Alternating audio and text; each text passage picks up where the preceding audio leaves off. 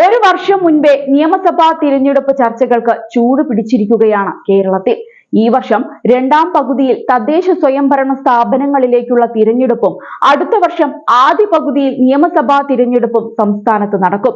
എന്നാൽ ആര് ഭരണം പിടിക്കും എന്നതിനപ്പുറം മുഖ്യമന്ത്രി ആരാകും എന്ന ചർച്ചകളാണ് അന്തരീക്ഷത്തിൽ നിറയുന്നത്.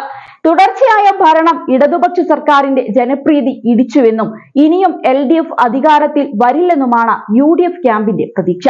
അടുത്ത തിരഞ്ഞെടുപ്പിൽ ഭരണം തങ്ങൾക്ക് തന്നെ എന്ന് വിശ്വസിക്കുന്ന UDF നേതാക്കളുമുണ്ട്. ഈ വിശ്വാസമാണ് മുഖ്യമന്ത്രി ചർച്ചകളിലേക്ക് വരെ എത്തിക്കുന്നത്.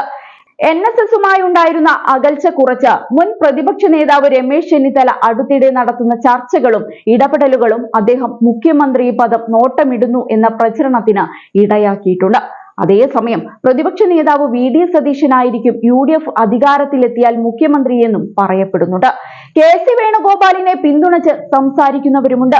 ആര് മുഖ്യമന്ത്രിയാകും എന്നതിനപ്പുറത്ത് UDF ജയിക്കുക എന്നതാണ് പ്രഥമ ലക്ഷ്യമെന്ന് VD സതീശൻ വ്യക്തമാക്കുന്നുണ്ട്. UDF കെട്ടുറപ്പോടെ പ്രവർത്തിച്ച് വിജയം നേടുകയാണ് വേണ്ടതെന്ന് പറഞ്ഞ മറ്റു നേതാക്കളുമുണ്ട്. അതിനിടെയാണ് കഴിഞ്ഞ ദിവസം മുസ്ലിം ലീഗ് അധ്യക്ഷൻ പാണക്കാട് സാദിഖ് അലി ശിഹാബ് തങ്ങൾ മുഖ്യമന്ത്രിയുമായി ബന്ധപ്പെട്ട വിഷയത്തിൽ പ്രതികരിച്ചത്. യൂത്ത് ലീഗ് മലപ്പുറത്ത് സംഘടിപ്പിച്ച ഒരു പരിപാടിയിൽ ഉയർന്ന ചോദ്യത്തോട് സരസമായിട്ടായിരുന്നു സാദിഖ് അലി തങ്ങളുടെ പ്രതികരണം.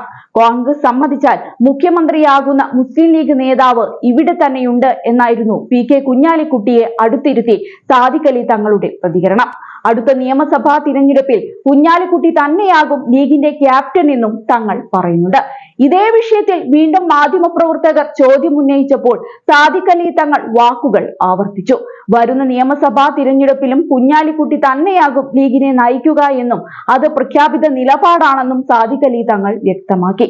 ലീഗിന്റെ മാത്രമല്ല UDFന്റെ ക്യാപ്റ്റനും കുഞ്ഞാലിക്കുട്ടിയാകുമെന്ന് തൊട്ടടുത്ത് നിന്ന് PMA സലാം ഇടയ്ക്ക് കയറി പറഞ്ഞു.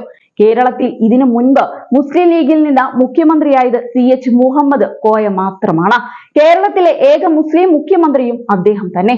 1979 ഒക്ടോബറിലാണ് CH മുഖ്യമന്ത്രി പദം ഏറ്റെടുത്തത്.